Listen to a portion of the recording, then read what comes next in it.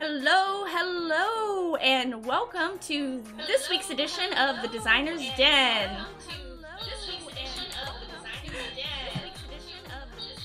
I am super excited to welcome my guest today, Toni Winslow-Brill. I didn't mute my other one. Sorry for the echo there. I was like, oh, I'm getting a super echo. That's not me. No, that was me this time. I had it up on my phone too. Super excited to welcome Toni Winslow-Brill on the show to chat about her work with 5th edition and other editions and stuff on the Moonshay and, everything like that. Oh man, somebody hosting the channel. Sweet. Well, Toni, thank you for being here today. I'm super excited to talk to you. We don't get to talk enough. No, we don't. Thanks for having me, though. I'm excited. Yeah. Also a little nervous, but that's fine. No, it's fine. It's fine. Just friends talking. Talking. Yeah. Absolutely. So, we're gonna take a little bit of a flashback down memory lane, as it were, to talk about your product that you've chosen today, Fangs and Frogs. That is actually a Waterdeep adventure from Adventurers League. So anybody remembers that was season 8. Season 8, the season that a lot of us don't like to talk about. But that's fine. But so Fangs and Frogs was in the tier 2 trilogy, right? It was actually I want to say it was 3, but you're right. It's tier 2. Yeah, no. Yep. I think it was the final one for the tier 2 trilogy, Vampire Hunt. Yeah, because then we went into the Beholder stuff for tier 3, and Correct. that was a fun series of adventures too. And then mine was this trilogy, I guess, right before this that I spearheaded. It had a name, but it was known as the Time Travel Trilogy for the rest of us. Yeah. But season 8 was fun, was interesting, and Fangs and Frogs was a super fun adventure. If you really think about the title, it wasn't necessarily an unexpected twist. But if you're not really thinking about it very much and you get into it, there's frogs, and they're vampires. Yes, it's a little quirky, but yeah. So what was it like working on this adventure? Season 8. This was your first 5th edition published thing, yeah? yes, it was. I'd done a bunch of stuff for 3.5, and then my husband passed away, so I took some time away from gaming in general, Mm-hmm. and I had come back at this point and decided to, kind of start working again on uh, designing and doing things like that. At some prompting from some friends who were like, "Oh my gosh, why did you stop doing this? You should get back Yeah. into this." Welcome back. Get back into it. We're all here having fun doing it. Yeah, it is fun. I do really enjoy it, and I like being creative. So Yeah, and you've so since this one, you've actually worked on a bunch of other stuff for 5th edition. It might not necessarily seem like that right now if you search the DM's Guild for your name, but you got a lot of stuff out there in the works. I know you've been the lead for some of the Moonshade stuff that Baldwin Games is putting out, right? yes, I am the lead, and I am also a what they call a trilogy lead. And so there's only a couple of us, and we work on the story to make sure all the parts are working. Mm-hmm. We do all of the, um, we like if so I'm not writing all of them Oh because there's a lot no. of different trilogies. But I mean, I do. I'm working on a 19.2 right now for Moonchase, which is the second to last for the story arc. So there's a lot of little Yeah, pieces yeah, that because I we're have going all the way up to Moon 20, right? 20 is going to be a special event. Yes. So there'll be 120. So there's Moon 19.3 and then it'll be Moon 20. So, and those Ooh. will all be, well, they were supposed to be all premiering at Winter Fantasy. So now they'll be virtual Winter Fantasy. Yep, yep. A lot of shakeup this year with all the Baldwin Games conventions, everything going online. Some of the schedule got a little wonky. Yes. There Yes, was those time frames for those adventures actually got pushed up by a week because of that. I'm like, oh, yeah. No, I. This was a weird year, especially for writing. I feel like I wrote, I don't know, 4 things in March, but maybe they were April and May, and I really just don't know what month it was. But I know I was working on at least 4 things in actual March. yes, yes. And so, I mean, I mentioned for you it's been a similarly busy year. I know you were working on one of those uh super secret things too. And Yes, there then are a few NDAs and floating around here. Yeah. yeah, and then you started working on well, it's not a secret anymore, so you started working on the Dreams of the Red Wizard series too. Yes. So Yep. you're doing, it's a tier 3 win still for you, right? Yes, that is a tier 3 adventure, so I think it yours should is be fun. next. Yeah, yours is Yes, next. it was actually going to be released later, and they again changed it to be sooner so that it could go out with the virtual weekends for Mm, Baldwin Games.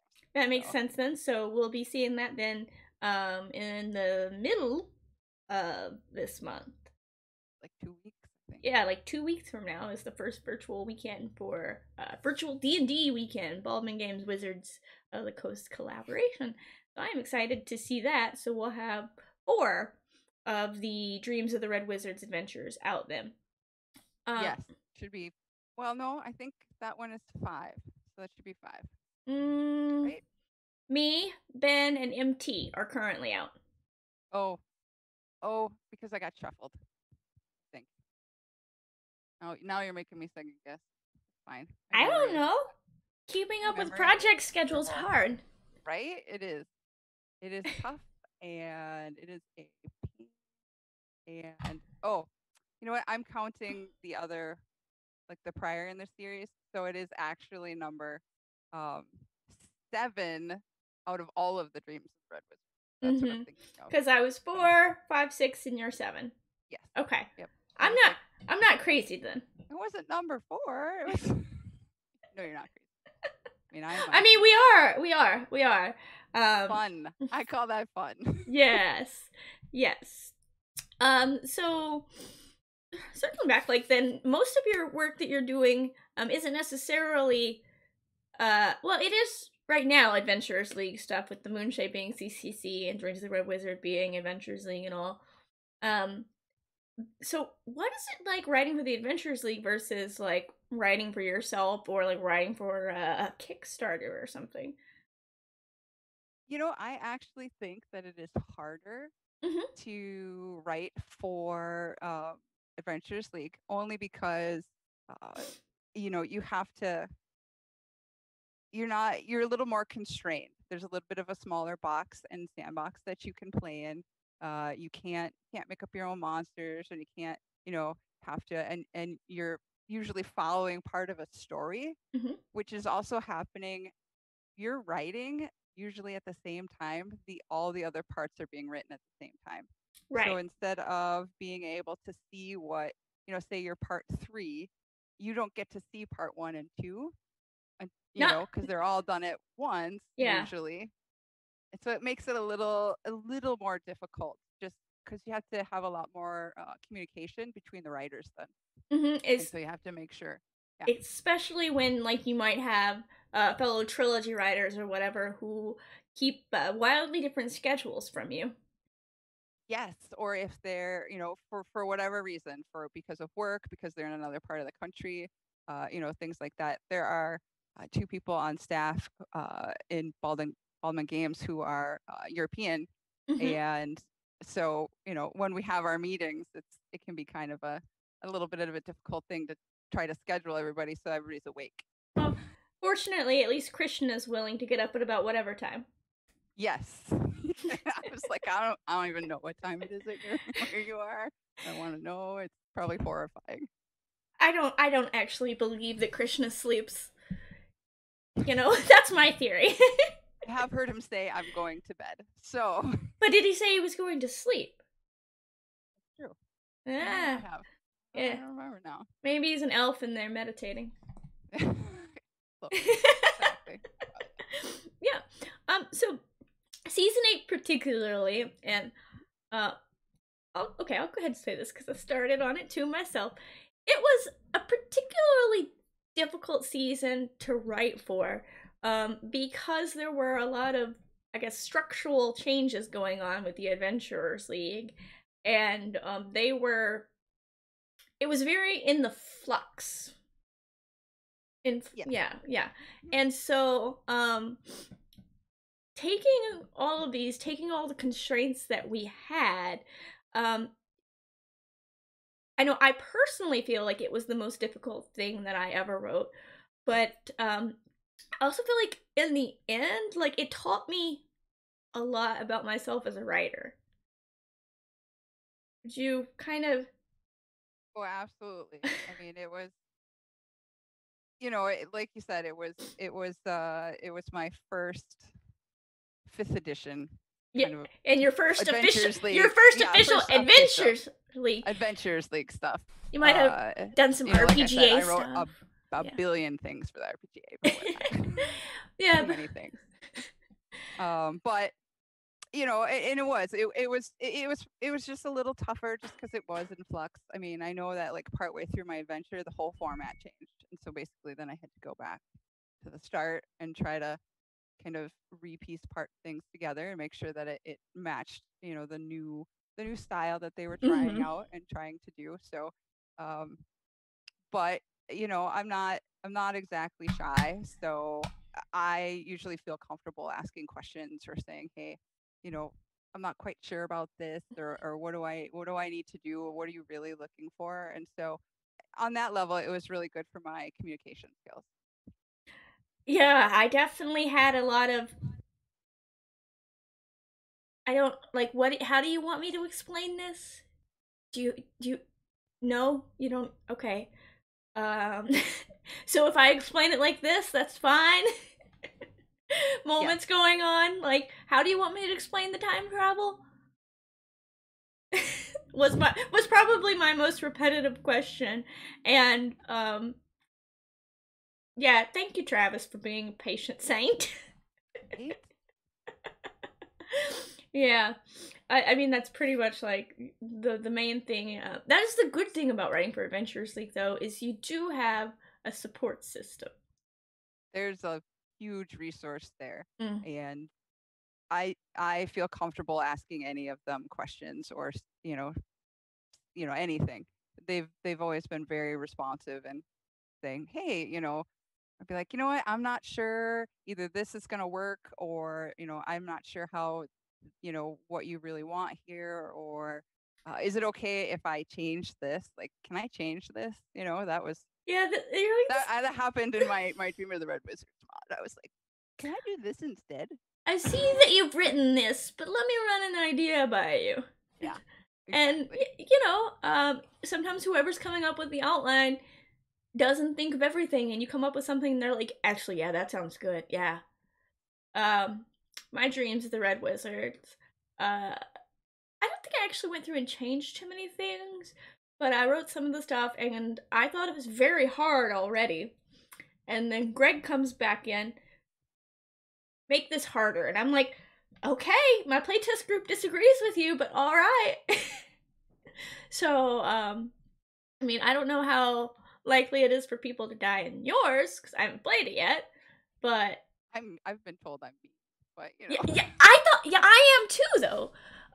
Like, I'm trying to. Well, I mean, I do. I want it to be challenging, but I want to make it fun too. Yeah, that's my goal. Fun. But that's the thing about tier 3. At tier 3, you know that you can pretty much throw the book at them. They got spells, they got items. They'll figure it out. Death isn't even really death at tier 3. It's not, and they have such crazy stuff that the players can do. What did I say? What's good for the goose is good for the gander. So that's kind of how I work. And there's been times where I've written things and I'll be like, you know what? they have this ability, but they don't use it until the PC does or does something similar or whatever. Be like, you know what? Banishment is a perfect example. You know what? If they have it on their spell list, I don't necessarily say to do it until they do something, and then I'm like, okay. I will admit to, as a DM, having offensively banished players before. Well, I've done it. You were annoying me in this earlier encounter, which has nothing to do with this encounter, so I'm just gonna go ahead and banish you because I know that your save isn't really good on this one. I'm gonna metagame for a minute here. What do you look like? You look like a dumb fighter. Oh yeah. Emerald says, I benefited from some of their feedback, there being the administrators. Like, I didn't know beholders don't have babies. How was I supposed to know? Oh, that's a good thing. I also actually don't know that I realized beholders didn't have babies, but haven't really used them much. So they don't have babies in the traditional sense, right? Don't they bud or something? No. Am I thinking of something else? They dream them into existence, and they're not babies. They're just beholders. They just, all of a sudden there's a new beholder. Okay, I don't like that idea. I mean, it's fine. That's the way it works. But maybe it's Mind Flayer. That was Alan. Yes, that is. Yes. I remember the first time I read that, I immediately turned to Alan. Is that true? Tell me that's not true. I think it's maybe Elithid's Mind Flayer. Is that Bud? You know, I'm not really. I don't remember. Isn't it like the It's not the worm thing that eats your brain, and that's how you make a new Illithid. Like it. I don't know. I'll admit, see? I'm not really good. I'm not really good on like how monsters have babies. That's like, it doesn't really come up very often. Yeah, I really just like kind of prefer, like, as a player that they don't have babies, because then I don't have to worry about having a moral dilemma of, oh, this is probably the mom and I'm gonna leave these babies an orphan. Yeah. Unless, you're being extra mean and you're trying to kind of give them shades of gray moral quandary stuff. Yeah, as a DM, as a writer, that would be something I would definitely put in there. So there's a baby beholder was just born, except we know that doesn't work. It's innocent. Are you still gonna kill it? Looks at you with all those big eyes.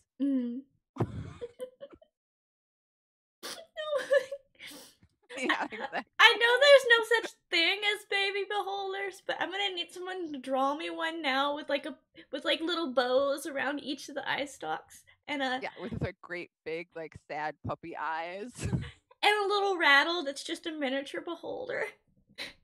That would be awesome. Okay, I digress. It's okay. That's awesome, and I'm easily distracted. So yeah. I just can't get the picture out of my head. It's adorable. So writing for Adventures League and for RPGA mostly, that's most of what you've done, yeah? Yes. I mean, I do have various projects in the works right now for different things. Like I'm part of Jeff Stevens' Kickstarter, his Pot-Bellied Kobold, and I have a different Kickstarter that I'm working on right now for a different company, and then I have some various like NDA projects. But yeah, for right now, most of them have been organized play. Yep. And that's fine. I've been kind of pondering maybe if I should kind of just do some of my own stuff for a while, but I hadn't made a decision. I kind of wanted to catch up on the projects that I have going on right now before I thought of it. But I do keep a notebook of random ideas that either won't work for organized play or... Oh, it's a Hufflepuff notebook. Yes, I'm a Hufflepuff. Mine's foxes. I like it. And that's the first one on top of the stack. There's actually like 20 notebooks around. Oh, yeah, I got to-do lists and notebooks and... Yeah. I don't even know. That's just so I know I can grab it easy. I know, okay, this is my writing notebook for notes, and my outlines are in there, but they're a hot mess. I mean, that's one thing that's hard for me. So the way my writing process works, I do outlines, but they're not in any readable format that a normal human being can read them. And so for things like the um, organized play, I have to turn one in, and I'm like, that takes me way longer than even writing sometimes, just because I have to make it make sense to somebody else who would be reading it. But there's like arrows and all kinds of stuff going on all over the place usually. I think most of my outlines that I've turned in have been just a clusterfuck of sentence fragments. Well, and I have arrows, like I'll do things and I'll be like, no, this moves here and this goes over here, and scribble this out, and this idea maybe, like in the sides, like all kinds of stuff just everywhere. Like, yeah, whatever. I can't reach mine that has my my latest outline in it. It's just out of reach. But so much scribbles. But it is essentially, yeah. So as most of your stuff's been organized play, though, that's been a big influence on the way you write, because you're used to writing it for tons of DMs to run for tons of people that they don't know. Yes. And so for me, I actually tend to go the other way, and I usually put too much information. And I have been accused of being rather verbose, and like they don't really. So that actually was a big struggle, especially when the formatting changed due to the less is more. And even now, I'm like, okay, like I'm like, this is too much information, because I want to make sure. My worry is, like, say it's somebody who's not super familiar with DMing, or somebody who, not everybody is good at making stuff up and doing plot. They might be an awesome DM if they have it in front of them and laid out. And so I want to make sure that anybody can do it. And so I guess even now, my thought is, more is better than not enough, because a good DM can disregard what they don't need. And that's not to say that somebody who can't do that isn't like a good DM, like a newbie. They're not bad. Right. They're just new. Right. Yeah. So, and they might need a little more hand holding. So they might need box text, whereas James would have us leave box text out. Love box text. I love box text too. Even if it's just thumb up, because I think it sets the mood. That's where I'm at. And it like set the mood. So Chantal chimes in with an agreement that arrows are a woman's best friend when making outlines for D&D. Yeah. It's like, like. Although sometimes stuff's gotta move. Sometimes I end up with a thought like that I have way after the fact, and I like circle around the page to put it back. I'm like, oh, this would actually be really cool, or better if it was over here, and then I moved this over here. So. Oh my goodness. So when you started writing 5th edition stuff, then that wasn't organized play like the Adventure of the Potbelly Kobold stuff, how did your writing process change for that, or did it? It did, only because the sandbox was different. Mm-hmm. So I was able to make my own monsters. I had an idea that I'd been sitting on for a long time. And was able to kind of, I said, hey, what if I did this? Because I could do whatever I wanted within the APL assignment that I had gotten. And so I'm like, okay, this is what I'm thinking, and blah, blah, blah. And, and I turned in an outline and stuff. But it was easier for me only because I had that freedom, and I could, do something a little bit different, so something that might not work necessarily in organized play, just because of time constraints, or, like I said, I could make up mechanics or make up monsters, or I could do different things a little bit different. So both of them are fun. They're just very different. Right. They're very different beasts. That's all. Yes. And so you have to just kind of have a little bit of a different mindset to do them. Now, the Potbelly Kobold is actually, it was shorter too. So, I mean, that plays into it as well. So it was you have X amount of words or pages that you need to do. And Yeah, I remember the first thing I wrote for Jeff was for one of his Encounters products, and I think he said 800 words. I might be off on that. I'd have to go back and check and see how many it was, Yeah. because I remember I was going back through desperately trying to find any extra adjectives that I could trim because I was just over. You know what?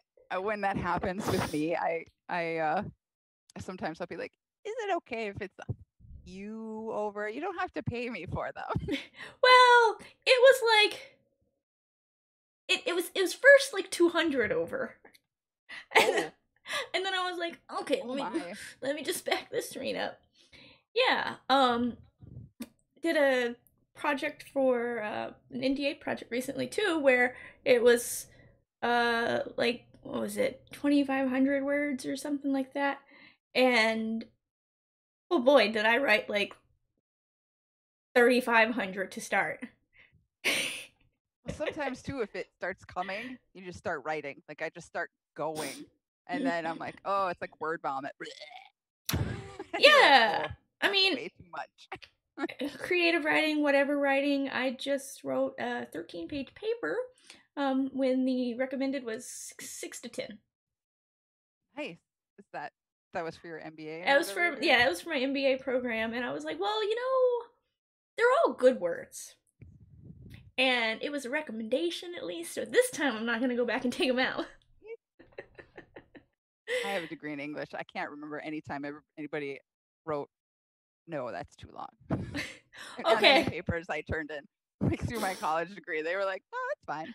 I only got that once, and it was a paper for sociology, I want to say, and there were like 300 of us in the class, so the teacher was like, no. You start making an exception for one person, then everyone's turning in an extra 1,000 words, and then before you know it, Yeah, because I don't think college students really generally do that, but they're like, how do I make it fit exactly? it's gotta be No five more. pages. Did they say what the margins need to be? Can it be like 2-inch margins? Oh yeah, just blow it up and shrink it. And I used to actually in college. I used to make extra money editing papers, and I just laugh at the things that people try to do to make it fit Mm, the word count because it would be short or whatever. I'd be like, your teacher can see this, right? Like, I can see it just looking at it. yeah, So you should probably fix that because you're gonna get in trouble for it. Times New Roman, 12 point, double space, 1-inch margins. I can see when it's not. Yeah. um, Maybe if you did it half a point, or just a little bigger on the font, you might miss it a little bit. But if you have other papers in front of you, you're still gonna notice. 12.5 point font, yeah. So D Emerald says, might have missed it. No, I don't think we actually said it yet. What interested you originally in adventure designing?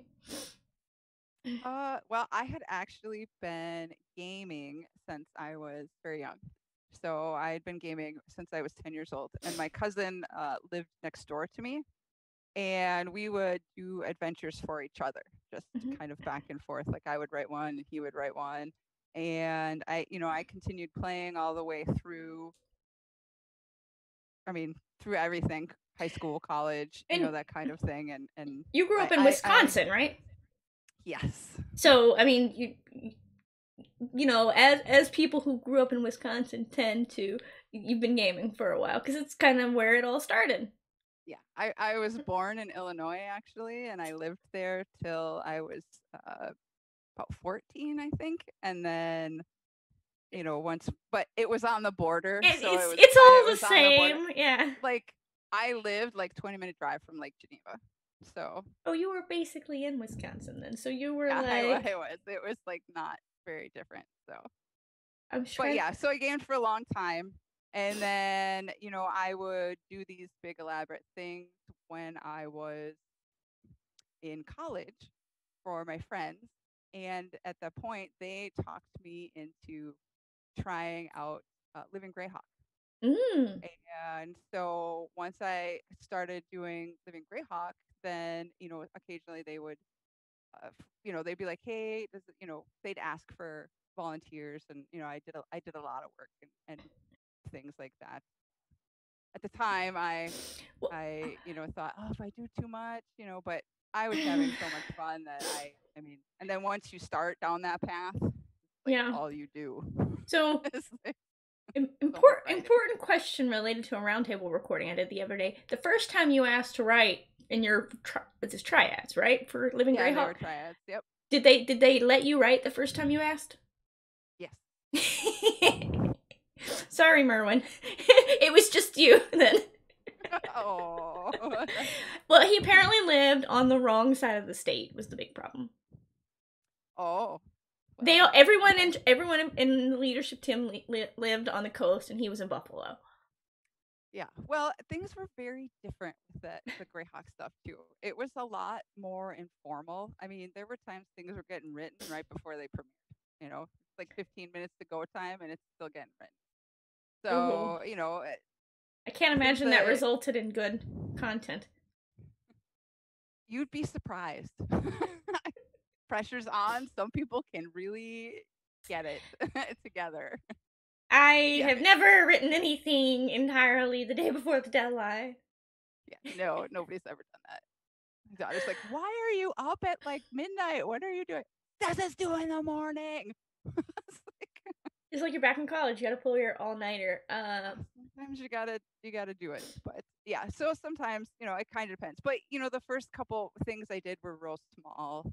A part of an interactive, or a part of, whatever it was. It just kind of minor stuff. Eventually, I became. I did their all the special missions for the High Folk region. So, I wrote all the special missions, and then I did all the, then I did other regular writing too. So adventures and interactives and specials and all that good stuff. So. And the delves. Yes, the delves. Oh man, those were a thing. Yeah, they were. They could be fun. Yeah, no, I just can't imagine really writing one of those. I mean, I guess I can, because it's just throw all the things at them. All of the things. Yeah, I mean, it depends. Sometimes there was a couple times where we were very optimistic that it wasn't going to be just a meat grinder. But that was kind of the point of those, though. It was. I just remember this time that everybody, there was one called Assault on the Vault of the Drow. And everybody learned Undercommon just so we could try to talk our way out of stuff. Nope. Not even once. We're like, whatever. So switching back to editing then, Guillermo asks, what is the worst editing pet peeve that you see in other designers' works? Ooh, that's a good question. For me, it would be the same thing that I get annoyed about, which is when anybody does it. Yeah. Apostrophes is pluralization. Apostrophes is pluralization? Like at the end of an S? No, like instead of like DMS for DMs, DM apostrophe S. Oh. We have great DMs. You know what makes me twitch? Is not using the Oxford comma. Freaks me out, and I cannot take it. I'm on Team Oxford comma with you. Yeah. I don't understand people who don't like. Do you like chaos? Yeah. Do you want us to descend in anarchy? Yeah, that is actually like my biggest pet peeve, because most people, if they're actually writing things, they tend to know the differences between there and there, and that kind of thing. But that Oxford comma, there's just like a hot button of contention for people. I'm like, oh, this should go. That and passive tense and passive writing. And so I'm will guilty. And be, and I'm guilty of that. It's so easy to do in your writing. I actually, even when I write, I always do a find replace after I write to go find it. My biggest I guess tendency that would be a pet peeve for my editors is I switch verb tenses. Like I go back and forth. Well, that's rough. No. I'll be like present tense, past tense, and then I'll be like, I don't know why I did that. I guess I was like thinking back to what I'd already done, and everything ended up past tense from there on.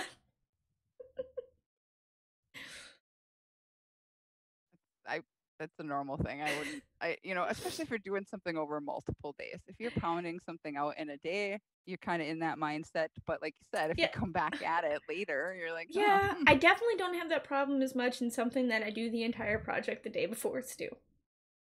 I okay, that I don't do that. That would stress me out because I'd be like, oh my god. Because what if, like, there's times where my daughter teases Well, me. She's like, what are you doing? You're just sitting there looking at a blank screen. I'm like, I'm thinking. yeah. Leave me Now, alone. I'm thinking. I don't generally write my stuff the day before it's due. That's a very, very rare Okay. thing. But, um, Hey, you never know. I'm not judging. I'm just well, saying that would stress me out. I mean, sometimes small stuff like I got invited to like a week before some kind of anthology or whatever's due, and they wanted like a 500-word encounter, and like I'm like, Oh. I've got to look up all this information on what this is even about before I can start writing, and then I'm like, shoot, now there's like 2 days left. Yeah. Let me just throw it on the paper. I mean, it's only 500 words at that point in time, so how bad can it be? Well, and if they ask you late, I mean, there's only so much you can do. You're like, this is what you get for last minute. Yeah. You're not superhuman. There's only so much you can really do and figure out. No, so I guess as an editor, when you've gotten something like, what's the longest it's ever taken you to edit something? And have you ever gotten a project to where you've like looked at it and then been like, this needs a rewrite? Like a total rewrite. Yes. That has happened, unfortunately, more times than Yeah. I care to admit, actually, where there's been things where, I'm like, this doesn't work, or it doesn't make sense, or I have no idea what's usually going for on those, here.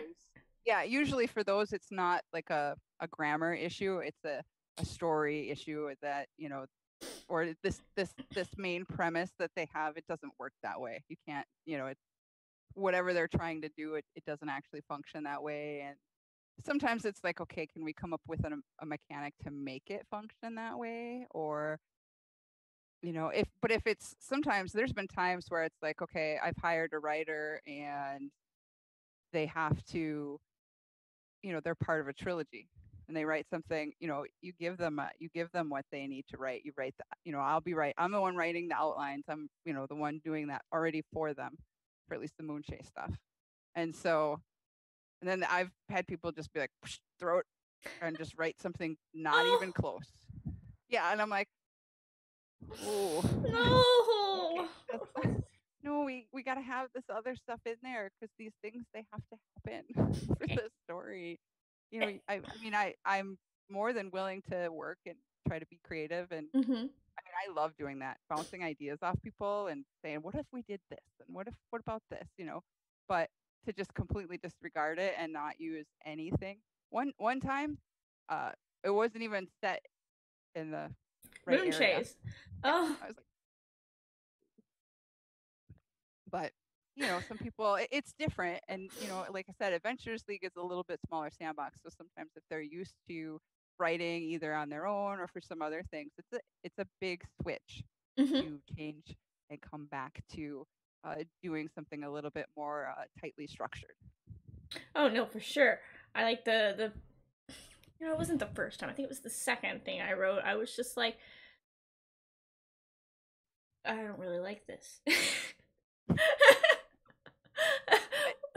But then I was like, okay, all right, let's step back from it, look at it, consider some possibilities for how this could be reinterpreted while still putting all the key points in it, because I just like looked at it and the first thing I thought through, like, okay, this is how this has to go, and I'm like, I don't like that story at all.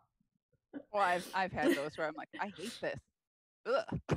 Yeah, but then you add some in between scenes and suddenly it's a much better story. But like, Right, just think about it. Yeah. Sometimes it's hard when you first get that outline and it's like a pretty rigid outline. Like, here's point A, here's point C, and here's F where we gotta end. And you're like, you see them as A, B, C, and you're like, that's awful. I don't want to go from there to there to there. But Oh god. So uh uh I've lost my train of thought. But It's yeah, okay. yeah, I know. Got my name from yesterday. I was like, bleh. I do that all. I'm like, what? What am I doing? I don't know. I know my name most of the days. I didn't. Uh, Actually, yeah. Yesterday, I too forgot my name. Handed my ID to someone so they could check it, and they said that's a real pretty name, and I'm like, which one? And they said Loveday, and I'm like, what? What? Yeah, that's kind of. I was only exaggerating a little, but that's awesome. Well, it hasn't always been my name. In my defense, That's true. I guess that's fair. like no, I get that frequently. That's a nice name, and I don't know. Yesterday, I was just like, what? One of those days.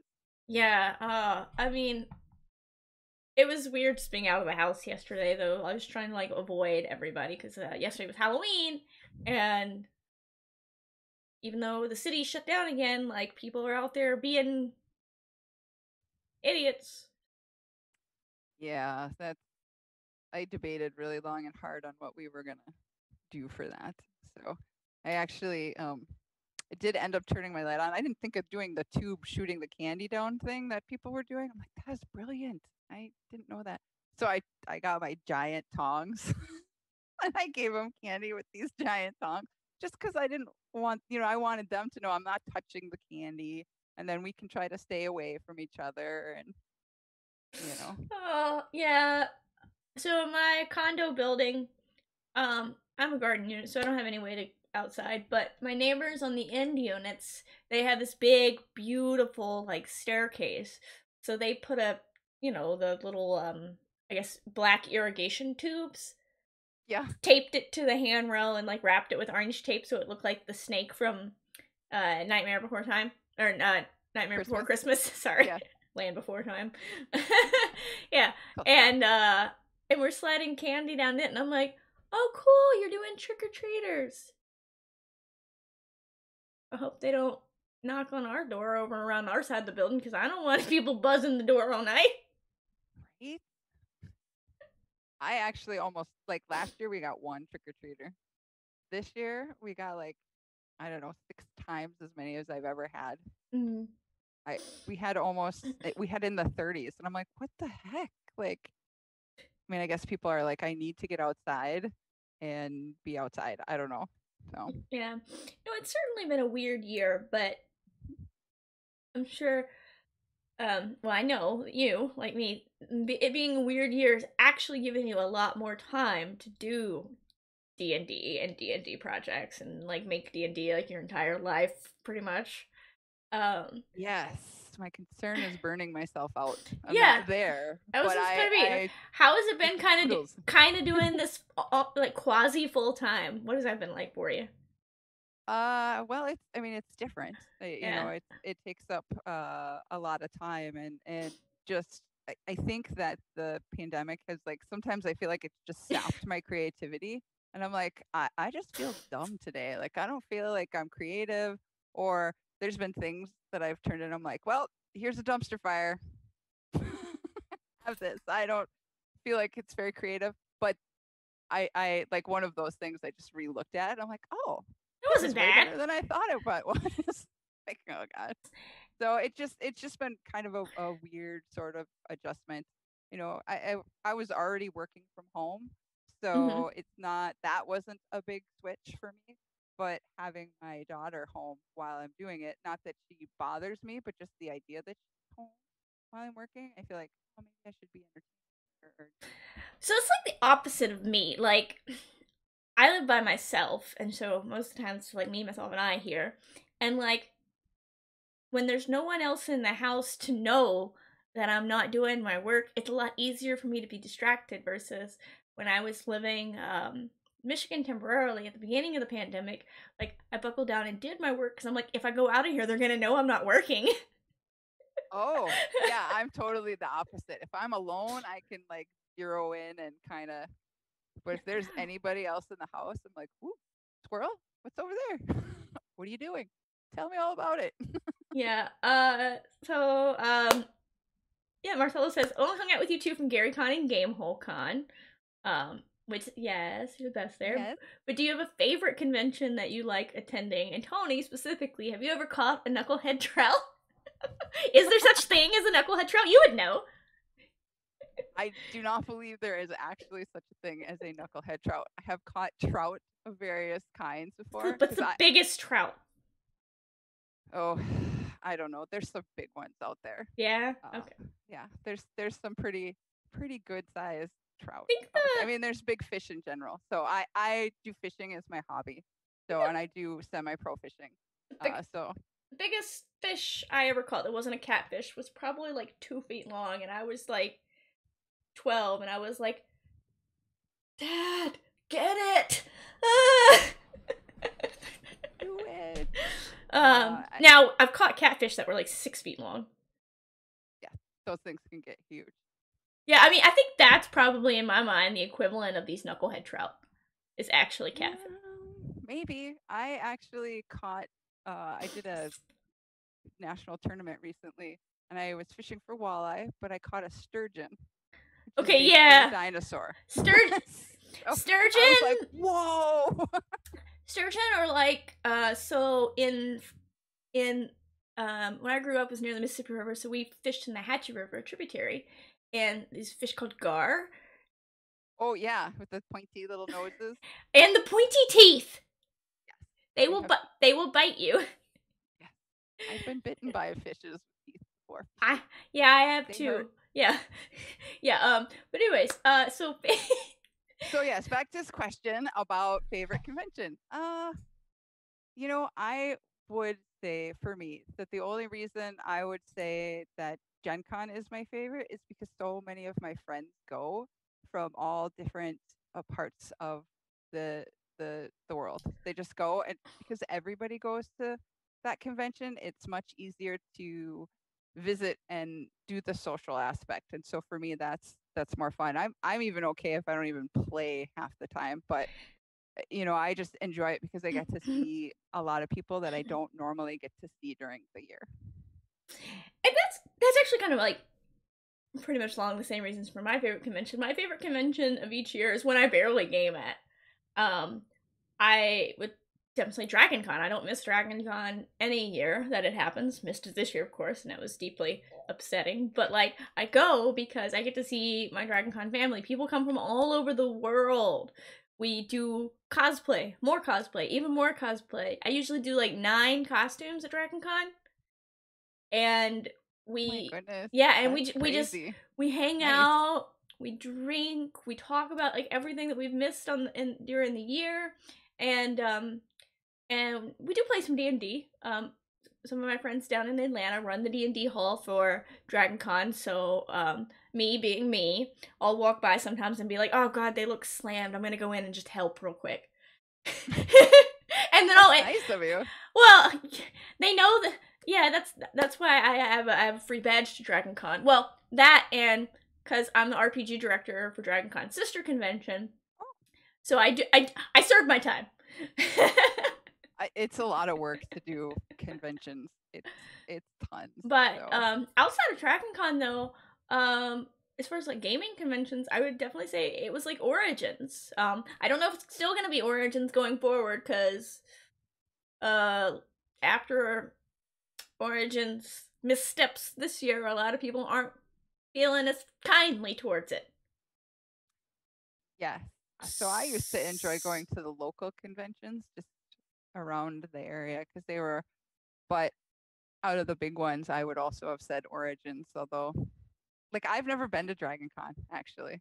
I've never been to Dragon Con. It's on my list and I've just never made it. Also, I have no creativity for costume making. Any costumes or cosplay I would make would be made out of duct tape and paper, so it really wouldn't be very good. Actually, there's a whole like series of parties at Dragon Con called ABC parties where your costume has to be made out of anything but clothes. So you see a lot of duct tape and paper costumes. Oh. Yeah, like people will like duct tape pillowcases together, or lampshade or newspaper pages or whatever.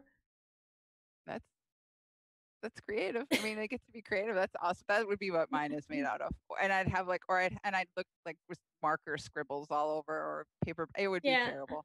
You know, I've tried. I'm like, this is not my forte. If somebody made me one, or I could purchase it, which isn't as fun, but these aren't professional looking costumes. These are more of the we got here and figured out what was in our hotel room that we could use. I was thinking these people made these amazing costumes out of just no, some people. Whatever. I mean, some people might, but there's a lot more shower curtain togas than you. I'm not judging because that's what mine would be. So it'd be something along that line. Let's see. One girl one year she went to a little bit of work. She made a magic card dress. And I was just like, that would be kind of fun. Yeah, I like that. Yeah, I was like, that was good. But yeah, no, come to DragonCon. Everyone should come if you like, you know, nerd stuff and partying. It's a big party, but it's fun. It's less of a party than it used to be, and then it's more family friendly. It's not as wild, but it's still a party. It's 5 day. It's a 5 day long. 5 day long party. That might be too hardcore for me. I've been called the youngest old lady, so I often will go out and sneak. Good news. Like go to the bar, and they're like, "Where'd Toni go?" Well, good news. No one at DragonCon is gonna look down on you if you want to go take a midday nap. It's common. Oh, all right, that's nice. Yeah. I'm gonna need my 2 o'clock nap today so that I can come to the party tonight. Yeah, I can't do it otherwise. So, you know. That's pretty much it. But yeah, no, Origins, because that's where there's all the new content, the Adventures League stuff, where all my friends are. It's not as big. Yeah, so you can actually... It's not as big as Gen Con.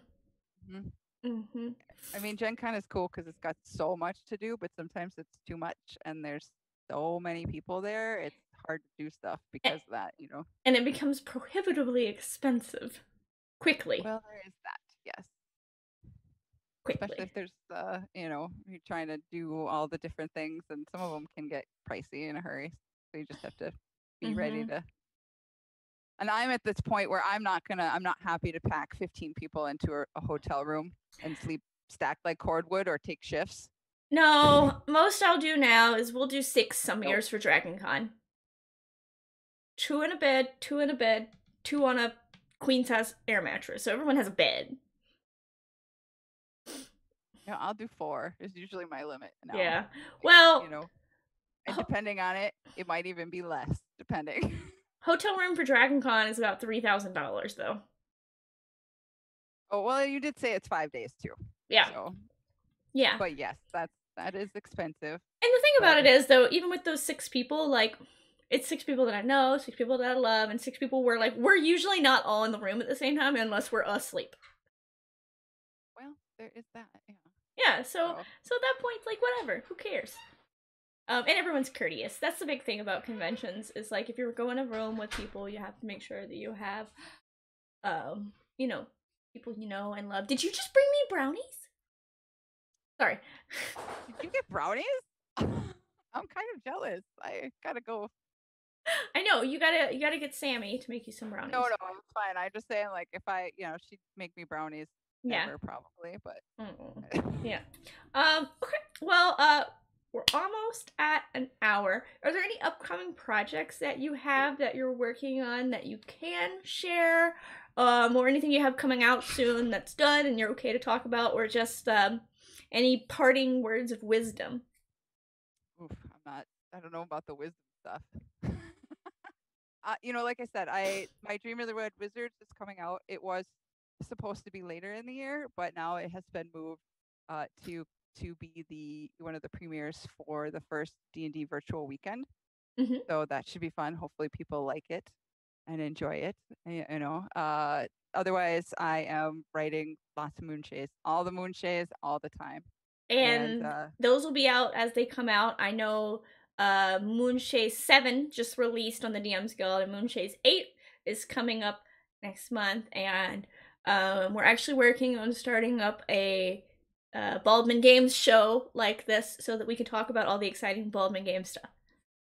Yes, and so we've been trying to push through all those Moonshade stuff to get them out and get them all taken care of and fancy layout, and get the artists to do the art. And again, it's way more professional and nice than when I first started. It was like, here's a Word document, and go to it. And I mean, it I still will say starts like that. something.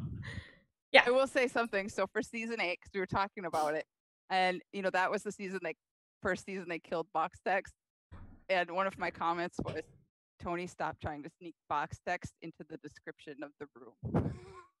Because I'd be like, well, it's not box text then. I'm just gonna describe it here. And so like, stop that. So I did the same thing and got the same no box text. It's not in a box. I know! It was bullet points. Oh yeah, it's bullet points. It makes I like bullet points, by the way, in adventure. Yeah, so, I mean, they have their use. Tell me no bullet points, I make a face. They have their use. Like it's easier to find things. I mean, you gotta have a good mix of moderation on everything. But yeah, so we'll be looking for your adventure in Adventures from the Potbelly Kobold, which is currently right now still on Kickstarter. Correct. So you can still go and back that on Kickstarter right now. Get Toni's Adventure and lots of other really great adventures. Yes, there's lots of awesome authors, and some of them I wasn't quite sure who was all on it, and I got to see the list, and I was like, oh, this is awesome. It is. They'll do some good job. It is, and as they continue to get funding, they'll get some more people on writing more stuff and doing more art, and also super excited for that. So that's still on Kickstarter. People can go and back that right now. Your Moonshade stuff will be coming out soon, TM. Soon, yes. So everything is soon. And I've been doing editing projects. I various things that way. So it kind of mix it up. A variety of things going on. Yeah. So stay tuned then, everyone, for the deluge of Toni projects about to release. Yeah, it's gonna look like I'm super busy, but I mean I am, but it'll be, most of them will have been like done way long ago, and they just all happen to be coming out at once. mine all dropped within 2 weeks of each other in September. So. Oh. Yeah, I gotcha. I know how it feels. So we'll see all those come out, and then we'll be able to congratulate you finally on all your hard work and tell you to take a break. Thank you. Yeah, maybe. Probably not, but we'll see. Yeah, all these ideas. This notebook is full. Well, then I guess you better get writing. Okay. So I've got your Twitter and your DM Skill products linked below, as well as the Moonshade regional guide for anyone who's not familiar with the Moonshade. Is there anything else that you want people to check out on the interweb for you? No, not really. We are working on a Moonshade's website, so hopefully that will be taken care of sooner rather than later, and it'll have a lot of the fun, different bits of lore and story so far kind of stuff and all that good things. So we're trying to get that all straightened out. But everybody's wearing multiple hats. Too many hats. So I just got a new hat. I do like your hat. I know. Paige had one and I needed one too. Very cute. I got an extra one in red if you want red. Oh, that's fun. That's even more fun. I like bright colors. But yeah, so all of those links are going to be below in the about on the panels to all of Toni's stuff to check it out. That's going to wrap for this episode of Designer's Den. Next week, you can come back and join me. I'm going to have JB on, known as Drop the Die on Twitter. Talk a little bit about their work, and pretty excited for that conversation. So thank you again, Toni, so much for being on. This has been an absolute blast talking about our favorite conventions and a little bit about work. Thank you. No, thanks for having me. I was kind of excited. I was like, oh, this is going to be fun. And I had a good time. So yeah. Well, we'll do this again. Maybe work on a project sometime when we're not both so incredibly busy. You know what? That would be fun. We can work. Like I said, I like the joint projects because everybody can come up with some pretty fun, cool ideas. Yeah, and because all the responsibility's not on your own shoulders. Well, that too. You gotta share it. Share it. Alrighty. Well, that is going to be it. And then everybody tune in next Sunday, 4 p.m. to chat with me and JB. And then the week after that, we're going to have Fenway Jones on. So looking forward to both of those. But anyways, They're awesome. yeah. So until next time, everybody. Bye.